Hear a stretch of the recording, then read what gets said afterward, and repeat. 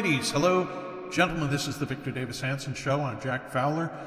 We are here with the great Victor Davis Hanson, who is the Martin and Ely Anderson Senior Fellow at the Hoover Institution and the Wayne and Marsha Buskey Distinguished Fellow in History at Hillsdale College. We are recording on Saturday, January 4th. This particular episode should be up on Tuesday, January 7th. Victor has a website, The Blade of Perseus. VictorHanson.com is the address. I'll tell you why later in this episode that I believe you should be subscribing. Victor, a lot to talk about. Lots happened in the last few days. Actually, something happened yet a few days past. Jimmy Carter passed away, which we've yet to be able to talk about. But I think we should start off with the big news from yesterday. Speaker Johnson was reelected, and it was a close call. And we'll get your take on that, Victor, when we come back from these important messages. We're back with the Victor Davis Hanson Show. By the way, folks, Happy New Year. Happy New Year to you, Victor, and Mrs. Thank you. Hanson. Happy New Year to everybody listening. I hope it will be Happy New Year. It would have been a very unhappy New Year. I'm smiling all the time now, Joe. Yeah, we like that. I do. So, Victor, it was a close call yesterday when the House assembled on January 3rd. Constitutionally, and the first order of business was to elect a speaker, as we recall from 2 years ago. It was a days-long battle to get Kevin McCarthy elected because of any number of recalcitrant Republicans who refused to do so. Mike Johnson, the incumbent speaker, faced the same fate. It was a very close call. He lost. He didn't lose yet. I mean, the vote was still open, but he had not achieved the goal of 218. And then he talked to two Republicans. They were who were they? Ralph Norman, South Carolina. He's from South Carolina, yeah. Right, and Keith Self from Pennsylvania. Of course, Thomas Massey from Kentucky. Held firm, but Johnson won. Anyway, Victor, there was some drama there, and your thoughts about the drama, about these Republicans? Well, I mean, when you look at the vote, the first vote was 216 to 215. My point being that every single Democrat stood together, and they had a lot of disparate opinions. And Hakeem Jeffries is not necessarily an experienced minority leader. But my point is this, that they understand power, and whatever problems they have, they feel that they are dwarfed by their opposition to Republicans. Republicans were given a mandate. They have the Supreme Court, they have the presidency, they have the Senate, and they have a close margin in the House. You would think that they would collectively say to themselves, we were very lucky. They outspent us. We lost some terrible races in California where mail-in ballots destroyed us because of the way that California handles balloting. We lost 3 of our best congresspeople in California, but now we're going to stick together because these people represent a French revolutionary Jacobin party, and yet they don't. So then the 3 people who are dissidents, you want to say to them, okay, so what percentage do you not agree with Mike Johnson? 70, 80, 60? And what percentage do you agree with the Democratic positions? 10, 20? So you're going to destroy the House majority because you're not getting your complete way. And when you have rhino congresspeople, and there are a few, they could say the same thing. So Massey is in the news, and he's a maverick, and he promises he'd never vote for Johnson. And I understand that a lot of this resistance did some good the first 2 rounds when they threatened not to vote for him. The first 2 rounds of discussion, not votes, when they pared down the reconciliation bill, that was good. And he's now properly chastised, but I just don't get this idea that you get in front of all these cameras and you say it's my way or the highway and you hand over the House to the Democrats. It doesn't make any sense to me. All of us have been in our own lives. Yeah. If he had been a Democrat, how do you think Nancy Pelosi would have treated him? I know how she would have done it. She would have put his office in the basement somewhere, and then she would have stripped him of all committee assignments, And then she would have called the DNC up and said, I want $10 million spent to primary him or her. That's what she would have done. And therefore, even AOC was afraid of her. Do the Republicans really believe that the squad, those crazy people in the squad, or that crazy woman from Texas, Crockett, are on the same page with all of these other Jim Costa, our representative here in Fresno? Do they think they're on the same page? They're not. But they stick together and they vote identically because they have one thing in common. They don't like Republicans in power, and they love to be in power. And therefore the Republicans just keep doing this. You'd think they would have learned. And it's a bad foretaste of what may come, because they have an enormous amount of legislation that can save the country. They can close the border. They can build a wall. They can tax remittances if they want to. They can go in and try to cut $1 trillion or $2 and start to go to a balanced budget. They can recalibrate the way we spend defense monies, restore it. They can do all of this, but they can't do it if every time they're going to have a close vote, and every vote will be close, they've got Thomas Massey or another person pops up and says, well, he gets all this. I've been a loyal soldier, and he gets all this publicity, and everybody's begging him and giving him concessions, so I'm going to do the same thing.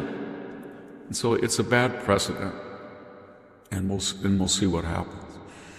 Has Victor, I didn't ask you about this ahead of time. Has Kevin McCarthy been? Have you heard from him, about him? I hear all sorts of things. He's now.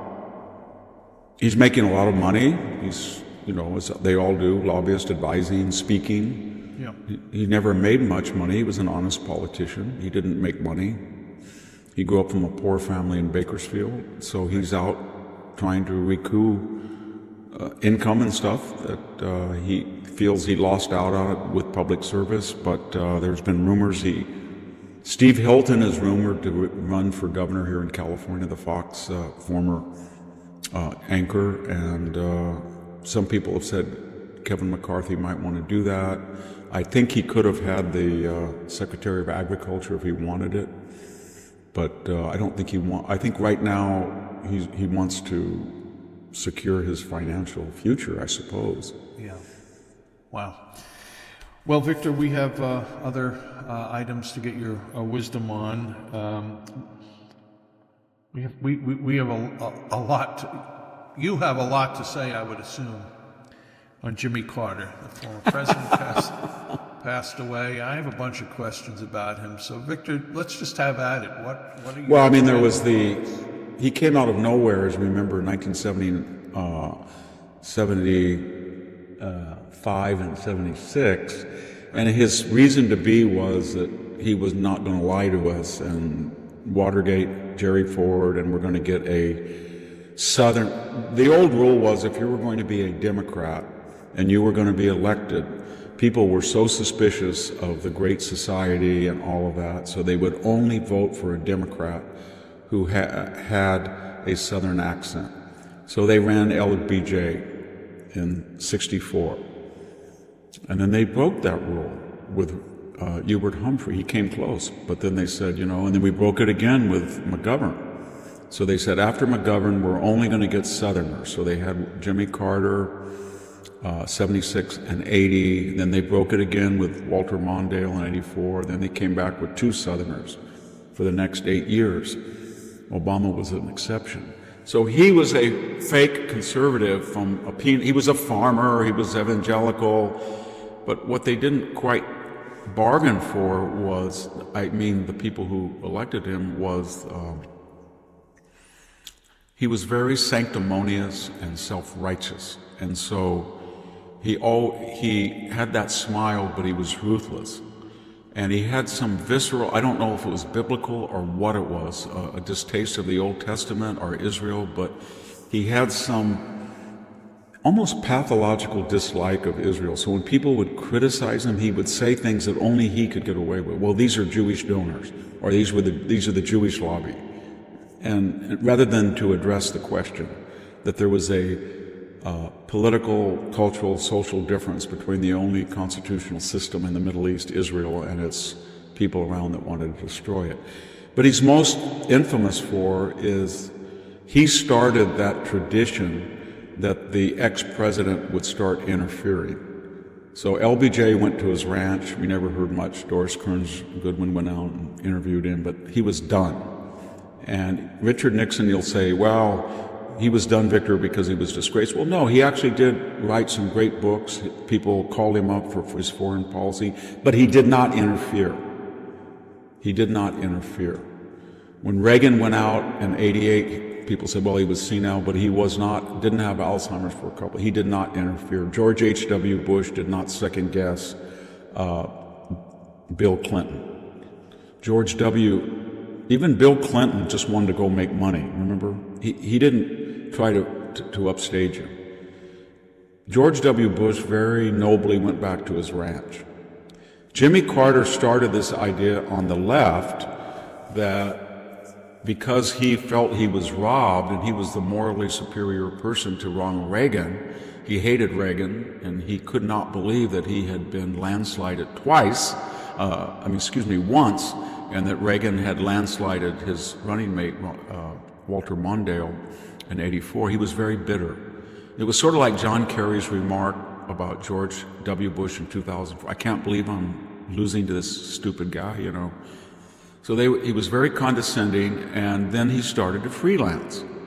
So if there was a problem in the Caribbean and Haiti, he was there. If you wanted to go to Cuba and praise Castro, he was there. If you wanted to screw up negotiations over nuclear proliferation in North Korea, he went there.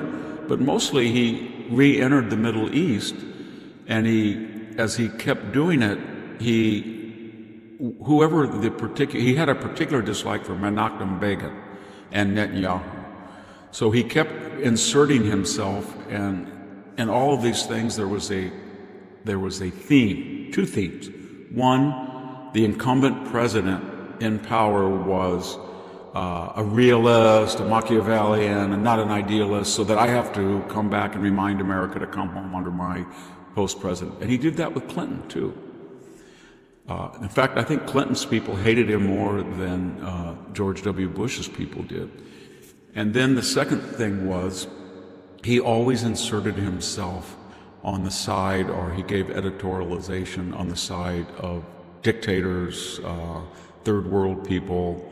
And I think the worst thing he did was he went into the whole Rhodesia problem. And he lionized Mugabe and said that he didn't want power, he was above politics. He was a cutthroat from the beginning, terrorist. And so you had this white minority in the center of Africa, and they had created this booming economy. It was the greatest agricultural per capita country in Africa. People flocked to it for jobs, but it wasn't viable given that it was a minority government based on race. So the British said, we're going to do this, and pulled out, and then Ian Smith created this republic. So there was going to have to be a transition. But there were people in the black community, the bishop, what's his name, they were going to at least profess that they were going to work with the white minority and gradually become a majority. It didn't. I don't know if that would have worked. It surely didn't work in South Africa. It's a mess. But they turned that, under Carter's pressure, they turned that country, I think Wilson in Britain too, they abruptly turned that country over to thugs, and Mugabe was one of the worst dictators in the modern period. He killed his opponents, he harassed people, he was a crook, and he bankrupted the country, and now it's a food importer. And that's impossible. He gave an open season, they went out and shot farmers, drove them out, and they got what they wanted, a 100% black-run country, which is fine, but it's a third world impoverished country. And so my point is, if they were smart, and Carter was smart, they could have attempted, I don't think they would have been successful, but they could have attempted to find a way to maintain their prosperity and giving some exemption to people in the economy that were producing. They could have gone to these big farmers that were exporting tobacco or cotton and said, look, we need what you're doing and your expertise, but we want you to set up a training academy for blacks that have not had a chance. Something like that. I don't think it would have worked. given the tragic nature of the whole stuff. But it would have been an attempt. He didn't do that. He tried to grandstand. He got his evangelical, sanctimonious self in there, blah blah blah. So he has a mixed legacy. The former Andrew Young was also very Andrew involved Young. in that, Andrew Young. He hated Israel. He was stealthily contacting the Palestinian terrorists. Remember, an Arafat in those days was not the later Arafat of the Clinton period that said, "I'm no longer a terrorist. I'm a statesman." He was an unrepentant killer, terrorist. And he had his fingerprints on the killing of U.S. diplomats. And he was a terrible person, and Carter preferred him than he did an elected Israeli prime minister. So I'm not a big fan of Jimmy Carter, and I haven't even touched on what he did. He got snookered with the Shah, and he communicated, his White House communicated with Khomeini, who was in France and was very scared after his surrogates and his cassettes had spread all over Iran and they had thrown out the Shah. They were in the process. He didn't know how he was going to get from France to Iran, because the French and the Americans could have stopped that. And he communicated with the Carter White House and sold them a bill of goods that he didn't really have any dislike of America, and that he thought that he would continue in the same foreign policy role as the Shah. And he had nothing wrong, and they believed it. And so they facilitated that idea, and then they were even stupider because they thought that Bani Sadr or Ghosbadi or one of these socialists was going to have an EU type of Iran. And so then they prompted a second wave of flight. The first wave, remember, was as the Shah tottered. Most of the Jewish community was wise enough to see what was coming, and they got out. And that first generation that came to America were very conservative, very pro-American. But the other part of the opposition, not talking about the religious opposition, but the secular, upscale middle class, were socialist. And they thought they got rid of the Shah and they were going to get a secular socialism. And then, of course, they were stupid, and Carter encouraged them, and they got wiped out. Ghosbadi was killed. They almost killed Bani Sadr. And that second wave that came to America were not conservative. They were socialists. So when you meet an Iranian expatriate, it's very strange. I've met a lot of them. When I meet Iranians that are older and they're in business, farmers, developers, they tend to be very conservative, very pro-American. And then I meet a second class of Iranian Americans, second generation or first, who came later, and their hopes were dashed that the removal of Shah would not result in a European-style socialist government, and they blame the United States. So they blame the United States.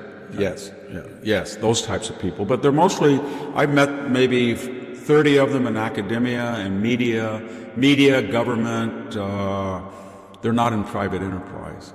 And so there's two types of these expatriates, and they're very different. If you meet a first generation, I'm talking about the people who left between 77 and 80, before Khomeini came in and before the socialists thought they could take over. They just knew that the Shah was going to fall, and they wanted to get out and get their money out and their business expertise and people out. They tend to be very thankful to the United States for letting them come in, and they're wonderful people. If you deal with a second, their position right now, and I have interviewed with them, I've talked to them, their position is, well, I'm here, and the reason I'm here is because your government is a fascist government that conspired with Mossadegh in the 50s to destroy our democracy, and you still owe us, and we don't like you. And even though there's a theocracy in Iran, you're too hard on it. So they're for the Iran deal, they're for lifting the sanctions, etc. And they know deep down in their hearts that the only way that government's going to change, if the people have that green revolution and get out on the street, if we start to press them. Right. I'm not saying that we should do any military at all. I think we should restore the sanctions, the oil squeeze, and then I think that theocracy would be in trouble. So I'm not a big fan of Jimmy Carter. I know that he didn't make a lot of money. The Carter Center, I didn't listen to anything they said. He got harder. It was very funny. He was a person that lamented getting kicked out and not winning re-election, but he was also liberated. The more that he was away from the White House, the less compromises he had to make. So he brought his evangelical religious zealotry into left-wing politics. And so he was always the sanctimonious, pure of heart, talking down to lesser moral people. And that got very tiring. Country's elections, he was the Pope of all that. Yeah. I'm curious, Victor, I do have another Carter question or two for you, but as for the Shah coming to America, was that a mistake? I mean, obviously it was a mistake in one sense that all that was the consequence of that, but from the get-go, should it have been obvious to not let him come here, or was there a case? I don't think it mattered. I do not think it mattered. He had been a friend of the United States. He was an autocrat, but he wasn't a theocrat. He didn't kill as many people as Khomeini did. And he tried to modernize the country. He gave women rights that they'd never had before. Most of the most virulent opposition to him came from mullahs and theocrats who were getting subsidies from him, and he stupidly cut them off, many of them, because they were writing things that were too critical of him, and they resented the role of women. They were sort of like the Taliban, and they were romanticized here in the United States.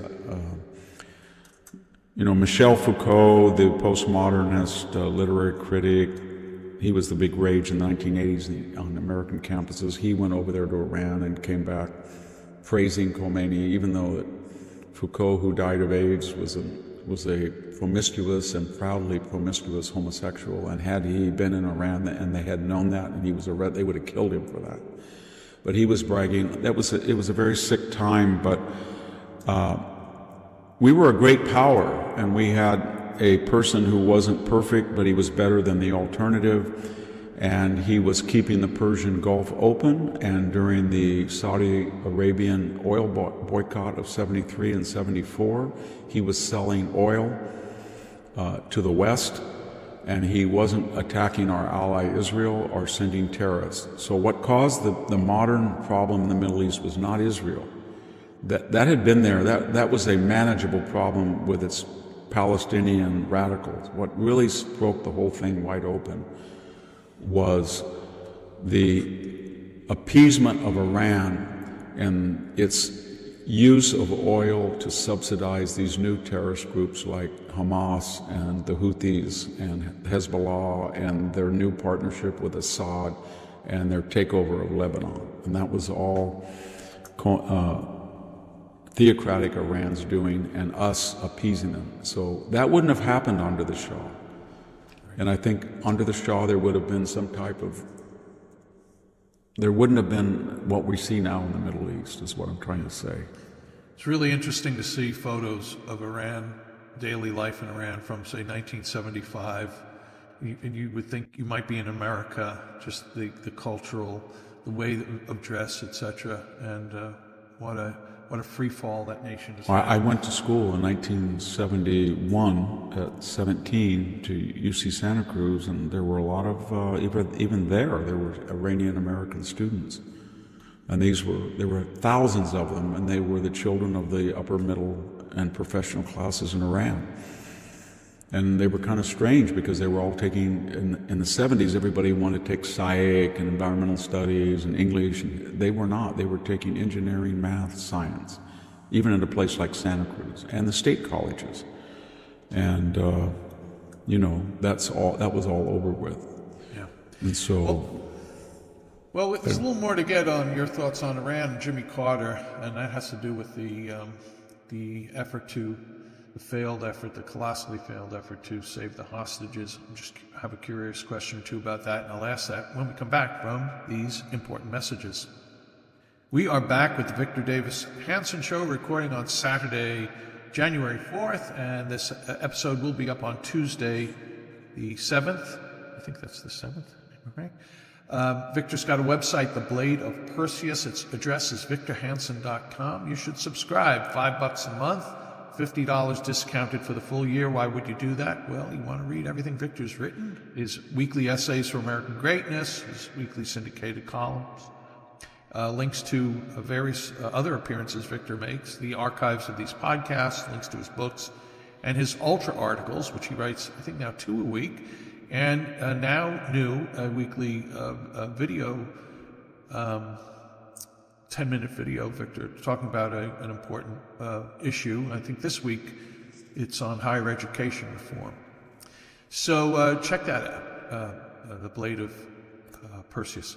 Victor, while I'm at it, Victor's also on X, and that's at VD Hanson.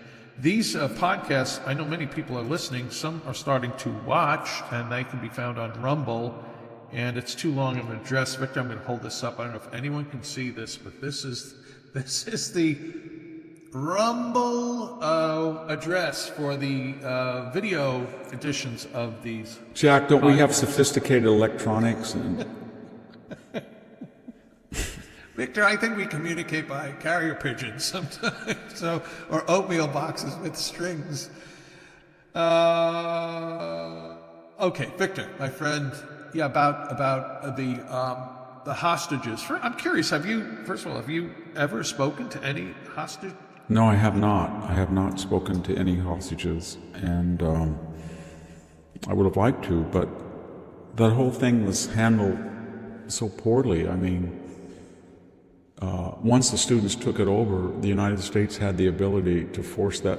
All they had to say is, you are not, from this moment, we were in an oil embargo, though, remember. But all we had, the second embargo, 79 and 80, and oil prices were tight. But we could have said, you're not going to ship any oil out anywhere. And we could have put a travel ban on, just blockaded the country until they let them go. Or we could have taken out all of their military assets. And we could have said, and remember what Reagan did? He was running, and every time they asked him, what would you do about the hostages? He didn't interfere. He didn't say, he more or less said, there will be no hostages when I'm president. There will be no hostages. And that sent a message. So remember that last minute scurry on the part of the Iranians to get the hostages out before Reagan came in, because they were terrified what he was going to do, which showed you that if Carter had the same stance. And then the hostage rescue was a disaster. That horrible scene where the mullahs are taking their canes and poking the charred bodies of Americans that were abandoned when the helicopters crashed. Here's a country, continental-sized country almost, with 50, 60 million people at the time, and we're sending this little puny rescue force to go into downtown Tehran. We should have had 100 helicopters blanking the skies of Tehran, 100 gunships. There should have been, warthogs flying at tree level all over the city while we were trying to get them out. That was so pathetic. It wasn't just, it was so poorly planned, and it was typical Carter. I got to get reelected, but I'm so morally pure, I'm not going to do something that might be too egregious or too offensive. So let's have a rescue, but let's have a little tiny rescue. So we just get in, and nobody really thinks that we're doing anything too mean. It's going to be purely humanitarian, but we'll just, and that's the way he was. And, everything, I guess he was a day late and a dollar short on everything he did. So he started printing money, and we had this horrible inflation. And then he finally got smart, but too late. He brought in crazy Paul Volcker. And I can remember I had never bought a new car in 1980, and I went to get a new car. I think it was a Mazda. And I couldn't afford it. The interest rate was 19.5%. And then Paul Volcker then gave us this high interest, which destroyed the economy, to get down inflation, which was destroying the economy. And they created this new word called stagflation. And it carried over to Reagan. I can remember a friend of mine had a big sign in his raisin vineyard. It said Reagan Vineyard. And you go back and you look at the polls of Ronald Reagan, even after the assassination attempt, I'm talking 82 and early 83, he was not going to win re-election. And that's why they nominated Mondale. They thought he was young and vibrant, and Carter didn't look that bad because Reagan was in this recession. And he was in this recession because he wisely kept Volcker. And Volcker broke the back of inflation by high interest and curbing the money supply, but it really put us into a terrible recession. And then the miracle happened. Right around early 84, the economy in the last 9 months of 84 grew by an annual rate of 7% GDP growth. And it was just a boom with the Reagan tax cuts finally kicked in, the productivity increased, revenues poured in, and the rest is history. But Carter, if he had to put... What? Carter, were you operating the farm? Yeah, I was, and I can tell you what the difference was. So we had the boom of the inflation. Farmers like inflation in some sense because it increases the power of your lending ability. Your land goes up and your commodity prices go up, though not as much as your expenses. But the point is that they hate interest rates. So when I started farming, I got my PhD in June of 1980, and of course I came home. My grandfather had died, so I came home and took care of my grandmother for the summer and started farming. I thought it would be six weeks, but there were no jobs, and it ended up 5 years. But the thing is the price of raisins in 82 was $14.20 a ton. And then the interest rate, it was still the inflationary boom was starting to slow down. People were planting vineyards. We planted a vineyard and an orchard in 1980. It was all boom inflation. And then I remember going to the Federal Land Bank, and there was an old crusty guy there, and I just got so angry. I wanted to borrow $150,000 to plant. And he said, well, you got the collateral to do it, but you're an asshole, because if you borrow this money, you know, it's still high interest rate, so you're going to be paying me back at 12%. And you think this boom's going to go on? You think you're going to get $1,400? It's going to go down to $800. I said, it hasn't been $800 since the early. It's going to go down to $600 then. How's that, Sonny? So I'll give you the money, but you'll come in here and you'll be broke. And I came back and I thought, this guy, and he was absolutely right. And he was trying to tell a stupid idiot like myself, don't get caught up in the... So anyway, we borrowed the money, we planted a beautiful orchard, vineyard, and then the existing 130 acres we had, the price went in 1 year from $14.20 under Paul Volcker to $400. So Reagan came in and it was free market then, no tariffs, anything. The EU started dumping subsidized raisins into the United States that you couldn't compete with, and the interest rates were sky high. The price of land, Jack, went from $16,000 an acre to $3,500. And our net worth just zoomed. One of my siblings left. I think it exacerbated my father's drinking. I've talked about one of my close friends who put a noose around his neck, went into his garage with the carbon monoxide on, took an overdose of pills and shot himself, all four at once. So it was a terrible time. Everybody went broke. They used to call Thompson, they would have ads, Thompson, Thompson, Thompson. Those were Thompson vineyards for raisins, and they were called, instead of Thompson seedless, Thompson worthless. You can get a Thompson worthless vineyard. Sunbathe went broke, so our family had $88,000 in capital retains in the revolving fund. And they hid that liability, and they borrowed money to pay the farmers more than they were getting so they wouldn't leave. And then when the con was exposed and they had no money and they had been borrowing it, they said, well, it's your fault, you got the money. And we said, well, we got less money than the private would have paid us. And they said, yeah, but we didn't have it anyway. We were just trying to match what the private could pay because we were inefficient. So you just stole money from yourself, it's your fault. So bam.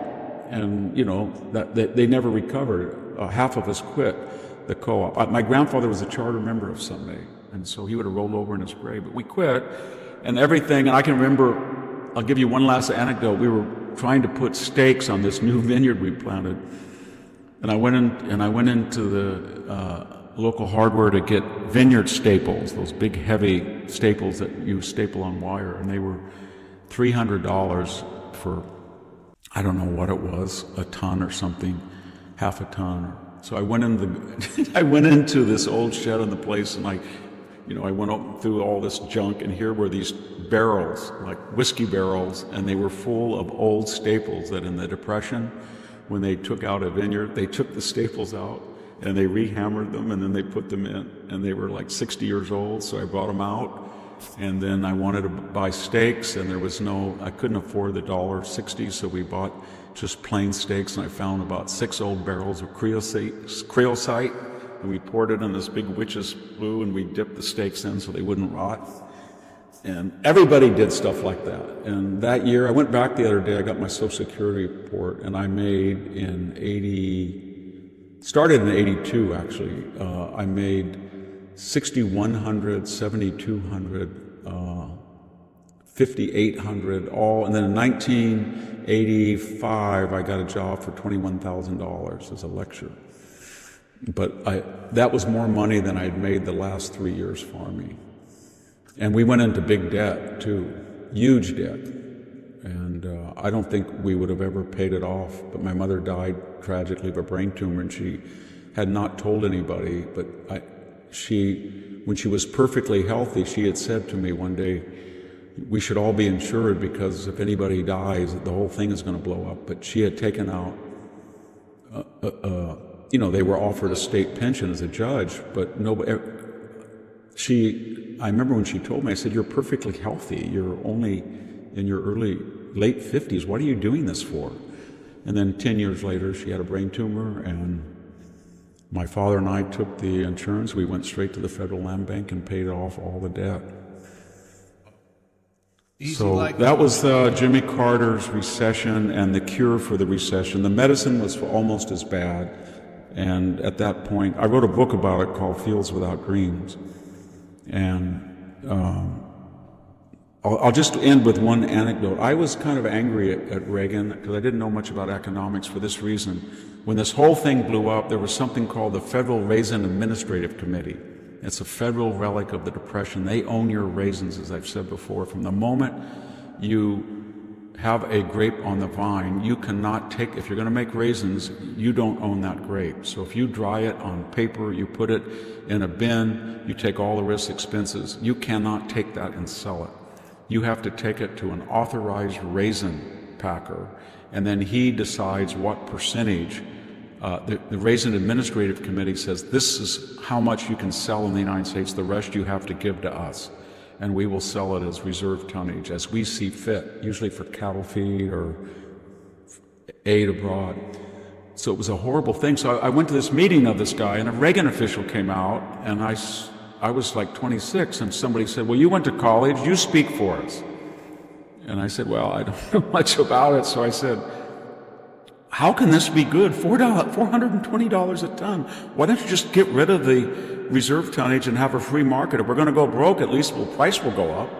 This is controlled poverty. You're limiting the supply. And why don't you cut off all these people dumping raisins? We're paying all their NATO bills in Europe and Greece and Turkey and Spain, and they're dumping all this product before the cost. And we pay for all of it, and they hate us anyway. I live in that country. They hate us.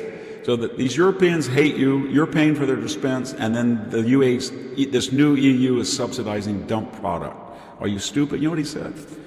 Well, you don't understand free economics, boy. This is the best thing that's ever happened to you. We call this winnowing the grain, trimming the fat off the meat. I said, well, what do you mean by that?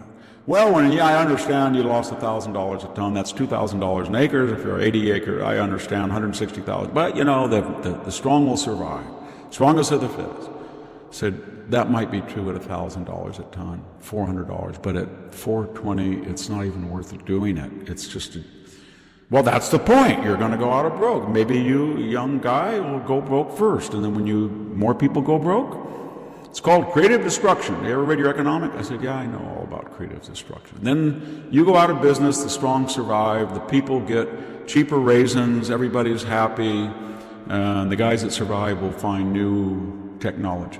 I said, the price will not go the middleman will just make up the difference. It won't go down that much. It didn't go down that much. And you're going to have, if you did this gradually, but cutting the price by 75% in 1 year, you're going to have suicide, you're going to have alcohol, you're going to destroy all these people. Wow, how many are there? There's 5,000, is that right? Who gives a blank about 5,000 people? At that point, I thought, you know what? It's going to happen, and it did happen, and it happened not just to raisins, but peaches and plums and grapes. And I can remember selling 23 pounds of beautiful table grapes for $4 a crate. Oh my! Wow! And the box was $2, and the packing and picking were $2.50. And you sell it, because if you don't, then you lose everything. But if you harvest it, you think, well, at least I got some money back, rather than just throw it away. Victor, someday we'll get a piece from you on the virtues of the Department of Agriculture, if there is. I hated the Department of Agriculture. Yeah. I thought they should have got rid of all subsidies and just turned it over to the free market. But they don't. The thing about the Department of Agriculture and subsidies, I say that, it always went to the people who didn't need the money. Cotton allotments, water. It was always really big corporate farming. It wasn't small people. And I wrote a book, The Land Was Everything, and I predicted that there would be no small farming. And I think it was 1998. And I look around now, I'm in this room, and I look out the window. There is no small farming. Not one small farm. It's all planted to machine mechanized almonds, and everybody here that was farming is gone, and it's run by a couple of people that own anywhere from 10 to 15,000 acres, which is fine. It's very productive. And you know what the irony is? I'm looking out my window and I look at the farm that we had altogether 185 acres. My siblings all sold out and left. I'm the only one here. The 42 acres that I have looks better than it ever did. It's immaculate. I mean, people drop trash everywhere around us, but not on this place. And it's all computerized. It's all scientific. It gets about 3,000 pounds of almonds, but it's all corporate. And it's not serving any other purpose than maximizing production. I say that because all these people grew up on farms around here. So you knew every family. They were Little League, Hospital League, PTA, Masons, Eastern Star. Everybody, there was a shame culture and nobody got in trouble. It was a wonderful community, and now it's a medieval community of a few wealthy people and a bunch of poor peasants, very few in the middle class. Well, Victor,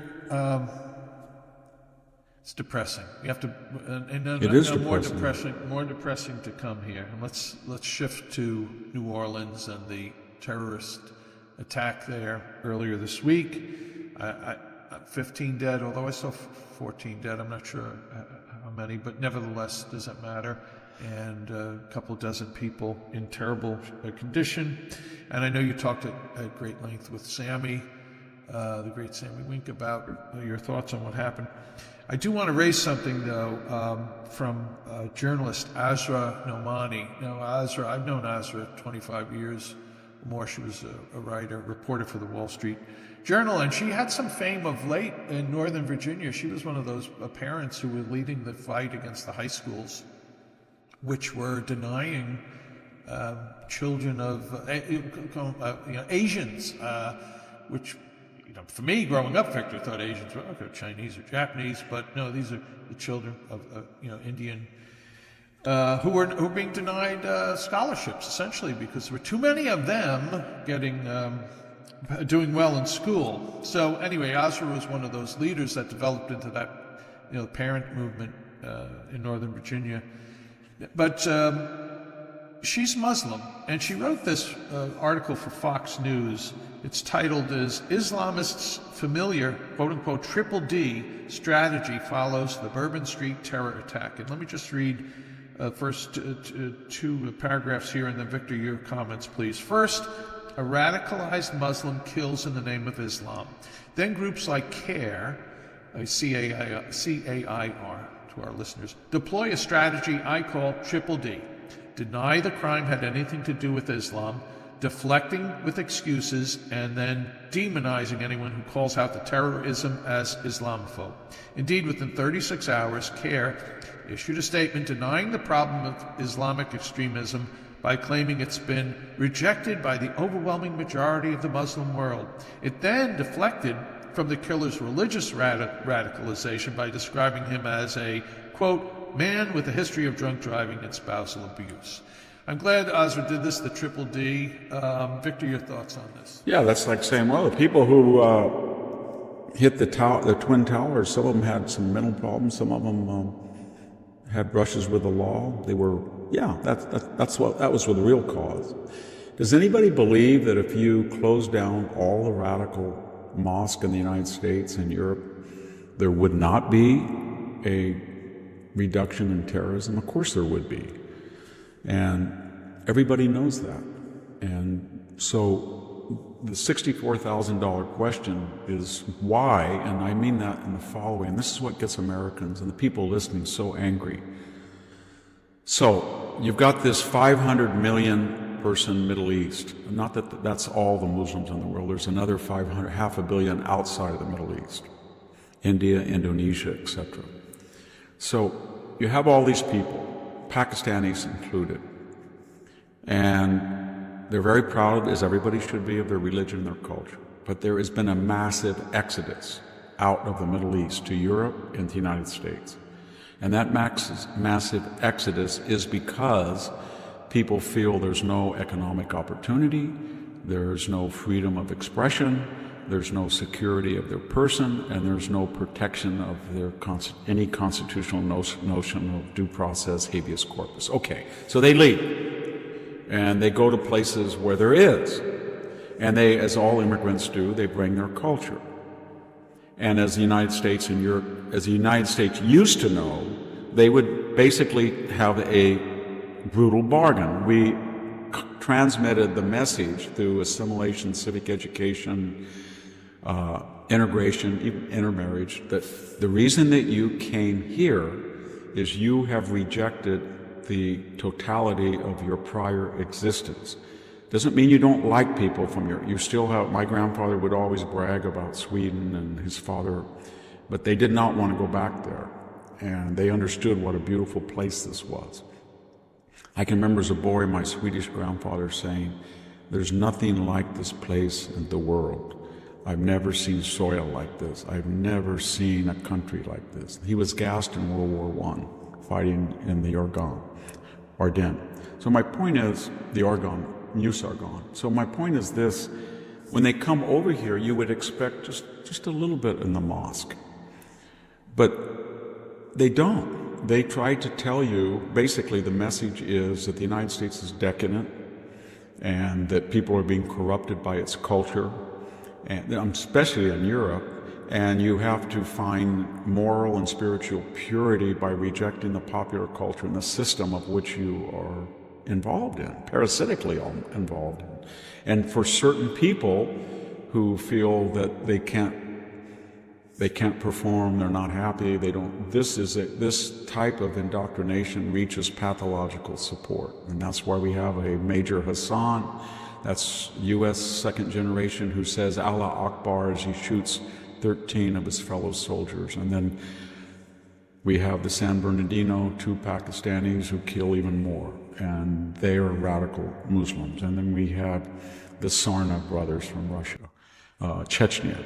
And there is a other component, and that is they look at the popular culture around them, and they have particular appetites for it. So this man has been divorced twice. He likes to have alcohol. So he has taken, he on his own initiative has broken the chief tenets of Islam. He's promiscuous, he's got divorces, he drinks, he has all of these personal problems that are in violation, as are the Sarna brothers, dope smokers, everything. And then they start to hate the system that satisfies their appetites.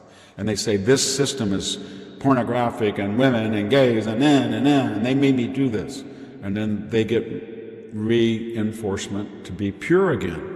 And they voice things that are very disturbing. Every one of them goes on social media or to friends, starts to give these warnings.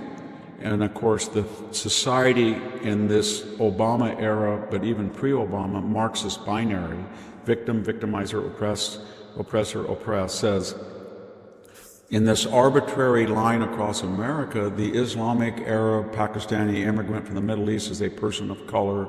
He's here, he's being oppressed by white people, particularly Jews who are now in the oppressor category. And we don't apply the same level of scrutiny or deterrence toward these people because they are a protected minority, analogous to Hispanics or blacks. And how does that work out? Oh, Russia, I know Russia told us about the SAR-nets, but we're not going to go in and be intrusive.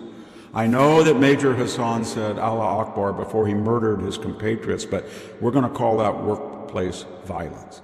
I know that Mr. Farkas, whatever his name was, Farkas, I guess his name was, and his wife in San Bernardino, or his girlfriend. I know what they did. I know they were broadcast, but we're not going to associate Muslims with this Islam at all.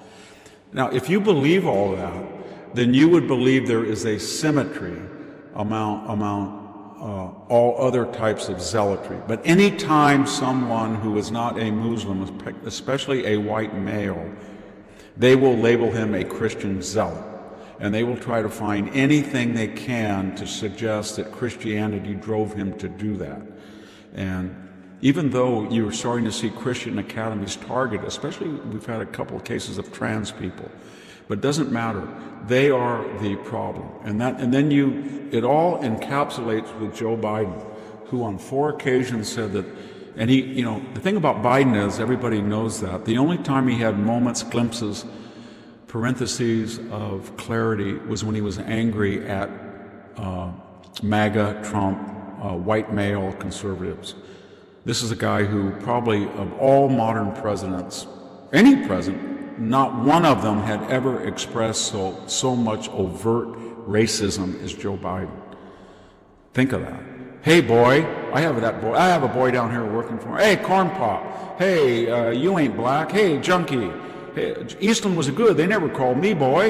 Yeah, he's the first articulate black that I ever had. Hey, Delaware's a slave state. All that crap. So he then gets on 4 occasions, and says the biggest white male's the biggest. And so he perpetuates that. So then somebody like this Jabbar, they look around, or Sarnay, or Hassan, and they say, you know what? These people are guilty. And they will do anything they can to contextualize my behavior. And the reason they do that is because they are guilty. They know it. They have done all these things. They're colonialist settlers. They put Israel over here. They demonize people like us. We don't get to, have the same opportunity. And they're afraid to clamp down on us. They're scared. They're weak. And so if we had a president, I think we're going to have a president who's going to say, we're going to treat everybody the same. And if you're institutionalizing hate speech, and we're going to start to surveil you. I think Kash Patel will start to do that. I really do. I think he'll go back and he'll just empirically say, this is a column of all of the terrorist activity. We want to know what the ideology, race profile was, and if he finds that the majority of them are Islamic orientated, he's not going to worry about it. He's going to say, this is what we're going to look for.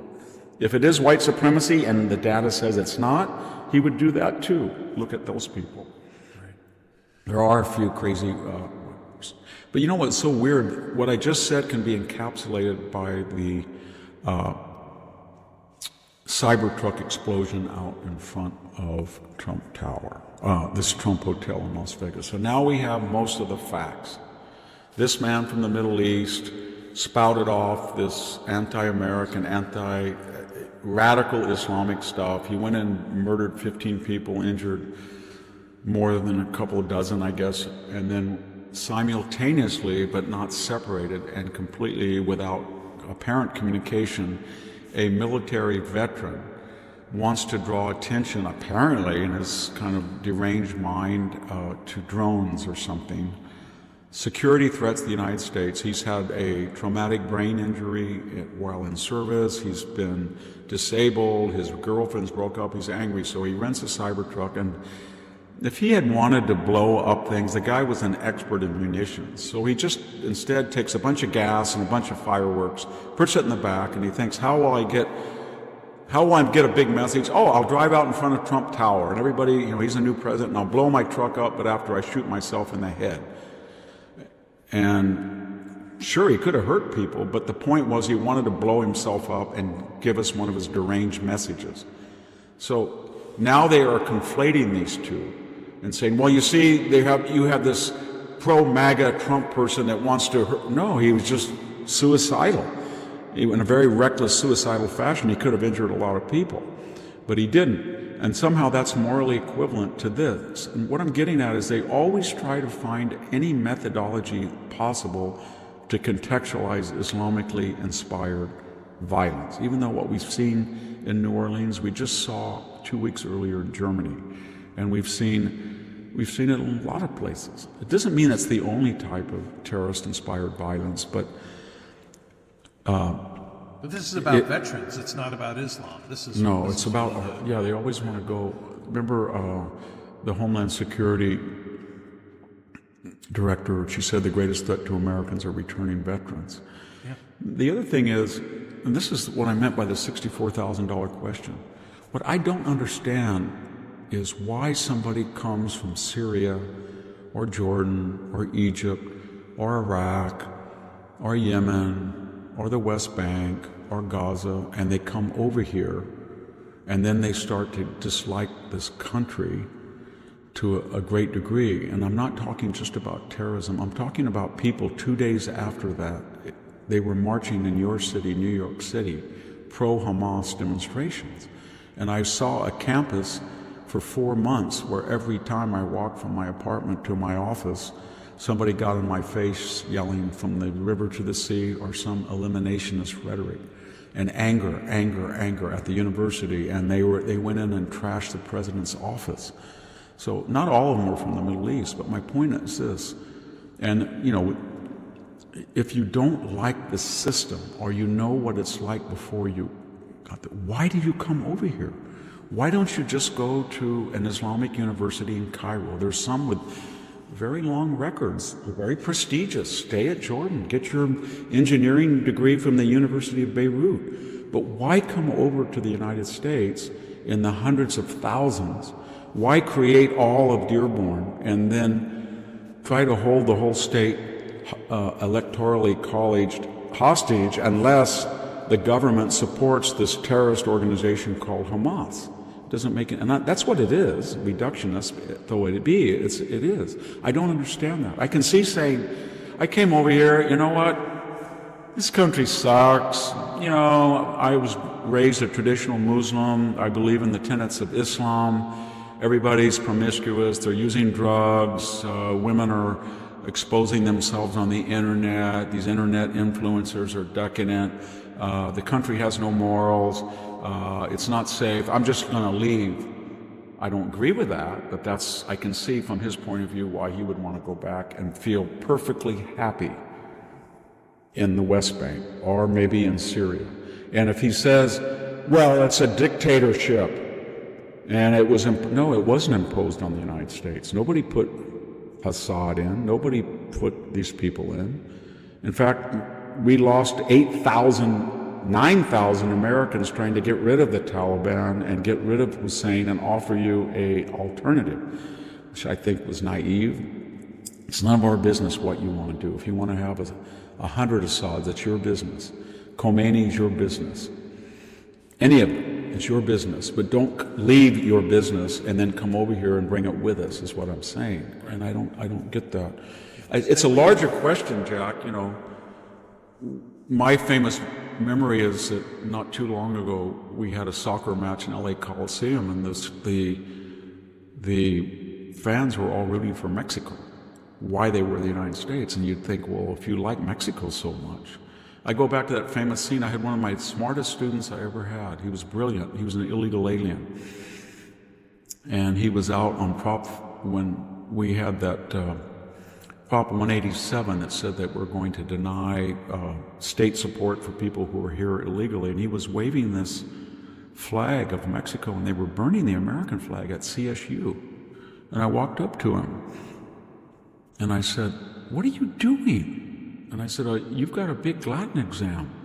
And I'm giving you, 5 hours of Greek instruction every week, independent study on my own time to prepare you for a PhD program."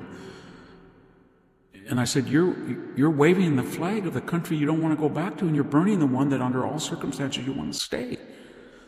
Well, it doesn't make any sense. Are you insane? And he looked at me and he said, "Well, I want to feel wanted." And I said, "Well, if I went illegally to Mexico, do you think that they wouldn't do anything if they caught me?" He said, "Well, you're supposed to be different." I said, "No, we're just human. If you break the law, you're here illegally, why should we subsidize you?" And the point I'm making is, I thought, why would you ever wave a flag of a country you left in anger at or disgust at or stifled dreams at, and then burn the flag of the country that offered you refuge, that hosted you? And that's what everybody gets mad about the illegal immigration issue.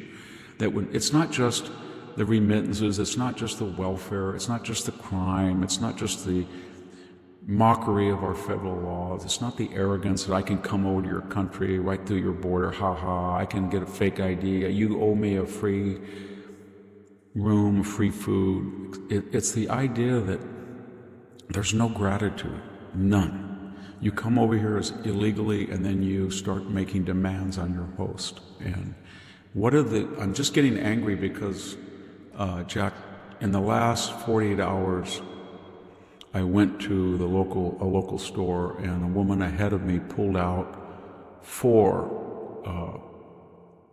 EBT cards. 4. I had to wait there. 4 of them. She didn't speak English. She had Coke, milk, the same thing, and she had 4 of them. And they went through them to see which ones were valid. So they were either purchased or something. And then I came home, I did my morning walk, I saw another trash dump. So somebody had just come out to this ancestral artesian pond that, as I said earlier, my great-great-grandmother had discovered in 1870. It had been under our care for, now my brother sold it when they went kind of under. And there is a washer, there is a dryer, there is a refrigerator, and there's a car seat. And they're all shattered and dirty with assorted garbage strewed all over these pristine willows, and then it's just turned into Mount Trashmore. And I think, why would you do that? What is the logic? What's the ideology of somebody who does that? You come to this country, and everything is in Spanish, the trash, except everything has been sifted so there's no address. Last time I found an address, I took it over and dumped them on their lawn. Almost got killed. But my point is, why would you come to a country and then you rent a place and you have all this trash and you don't want to spend $30 or $40, whatever it is, to go to the dump? So your attitude is you'll just go out here in the middle of the night to a beautiful, pristine orchard, scenic spot, beautiful, and then you'll unload all your trash and then you'll go home, and then what is the next stage of thought? That stupid idiot who owns it, he has more than I do, and he cares about the landscape and the ecology of his property, so he will go out and meticulously pick up each little piece, and then he will have the wherewithal to dispose of it. And he owes me that, and I'm going to keep doing that so that once he cleans it up, I'll go do it again. And if you don't clean it up, and my neighbor who owns it now won't clean it up, it gets bigger and bigger and bigger and bigger. And we've had this huge freezer in the orchard, my neighbor's orchard, right next to the property line now for 6 months. I don't know how you get it out. It's really big. Yeah. And wow. So that's what gets, I don't understand that mentality of, there is nothing noble about illegal immigration. Nothing. On every aspect of it. It's not fair to legal immigrants. It's not fair to the taxpayer to subsidize somebody who breaks the law and free up cash at the tune of $63 billion to be sent back to Mexico, a government which deliberately sends its poor here as a safety valve and then expects them to work hard or get federal subsidies to send money back to them. it doesn't, I could go on, but it's not a moral enterprise. And I think that's the thing that Holman and Trump really have to, Kristi Noem and all of them have to emphasize. Illegal immigration is not just the poor, noble people who came for a better life. It's 80,000 to 100,000 fentanyl deaths, deliberately dead because of disguised drugs to look like, Valium or Ativan or amphetamines that are fentanyl. And it's a deliberate war on the United States. It really is. And until you get that idea, you'll never be able to have illegal immigration unless they make the argument that when somebody goes into a store and they have 5 different cards that should have been in their name apparently, and you use that, then you're hurting other people on public assistance. Right. Yeah. Well, it proves the cliche, right, Victor? No favors go unpunished. And hopefully there will be some punishing happening now. We have to come back for one quick final topic, and that's still about New Orleans and the attack in New Orleans and woke corporations, and we'll do that when we return from these final important messages. We are back with the Victor Davis Hanson Show. Victor, around the bend here, coming the home stretch, and I want to read from a piece by Ed Morrissey on Hot Air. It's titled, "You're in Woke Hands with Allstate." Remember when insurance companies tried very, very hard to be boring? Recall the days when we all wanted to hear from insurers was, "Your claim will be paid right now." Instead, these days, insurance companies act more like comedy clubs than financial underwriters. We have Jake hanging out with star athletes, Australian Gecko, Flo and the gang, whatever the hell it is they do. And don't even get me started on Doug and Limu's bizarre psychotherapy sessions. And yet, all of that still pales in comparison to the very weird decision by Allstate during yesterday's Sugar Bowl. Fresh off 2 terror attacks, Allstate CEO and Chair Tom Wilson chose to advertise their services by scolding Americans for being addicted to, quote, divisiveness and negativity. Tom Wilson, the CEO of Allstate, by the way, Victor, is also the chairman of the United States Chamber of Commerce. Your thoughts? The Chamber of Commerce hates the MAGA movement. But, so isn't Allstate owned also by Disney? You can correct me if I'm wrong. It might be. Or it's there's some relationship. Yeah, you can look at it as I'm speaking, but maybe it's not, I misspoke. But my point is, he wants to make a public statement on the eve of a major sporting event. Why didn't he just say this? We're all in tough times now. We've had inflation, and there's understandable anger at spectacular rises in prices for staple goods. And I, as one of the members, as your Allstate, the face of Allstate, understand that insurance premiums have gone sky high. And cars, house, you, the consumer, you're getting your premiums doubled, you're getting your policies canceled. But we're here to try to work around this problem. Some of the problem is because of false claims. Some of the problem is too much regulation. We understand that. But some of the problem is that we have not been able to offer you a competitive product at an affordable price. And I'm here to tell you that I feel all of the problems that you're having with insurance, and Allstate is going to be at the forefront of ensuring affordable insurance for you. Why didn't he just say that? And if he had done that, he would have been a folk hero. Instead, he thought, what's the easiest thing to do in America if you're a grandee or CEO? Oh, I know what it is. It's to lecture Americans how illiberal and subtly suggest that they're racist and right and Trump and MAGA. So I'm going to get up here and say it's too divisive. And apparently he thinks what caused the New Orleans divisiveness? If he wanted to be honest, which would have been very unwise, he would say, We don't, at Allstate, we don't involve ourselves in politics, but and from time to time, it's starting to get a little disturbed. So we're here as an insurance company to protect you. And one of the things we all have to be is vigilant for extremism, especially coming from the Middle East. If you wanted to be honest, that would have been an insane thing to do, but at least it would have been more honest when he was doing this wishy-washy stuff. Yeah. Victor, it's kind of obvious.